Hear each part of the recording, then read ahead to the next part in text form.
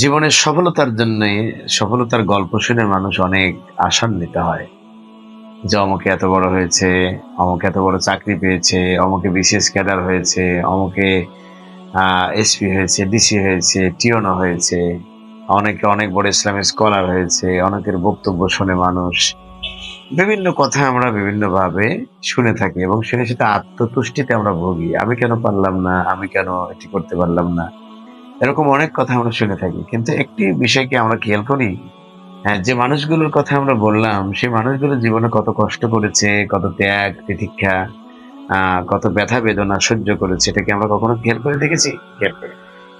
তো বন্ধুরা, আমরা আজকে জীবনের সফলতার জন্য আমরা আরেকটি গল্প আপনাদেরকে শোনাবো। সেটি হলো, জীবনের সবচেয়ে বড় গৌরব কখনোই হেরে যাওয়ার মধ্যে নয়।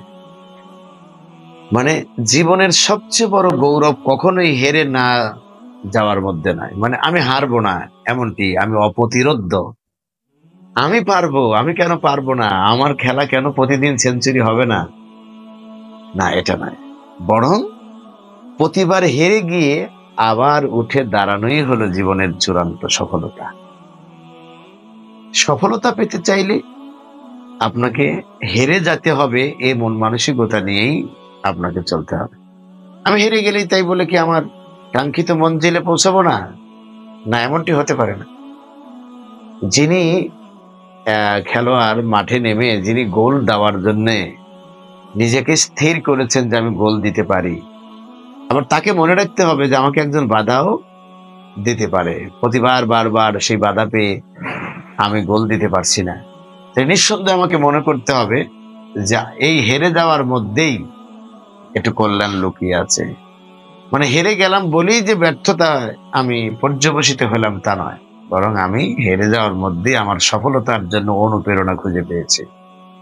সুতরাং আজকের এই কথাটি মনে রেখে যদি আমরা আমাদের দৈনন্দিন জীবনে চলতে পারি, ইনশাআল্লাহ আমাদের সবচেয়ে বড় গৌরব আমরা অর্জন করতে পারবো।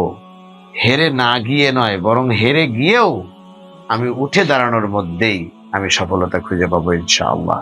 আল্লাহ রাব্বুল আলামিন যেন আমাদেরকে ঘুরে দাঁড়ানোর মতো মন মানসিকতা এবং হেরে গিয়েও যেন আবার জিতে যেতে পারি এমন পরিবেশ করে দেন। আল্লাহুম্মা আমিন। ওয়া মা তৌফিকি ইল্লা বিল্লাহ। আসসালামু আলাইকুম ওয়া রাহমাতুল্লাহ।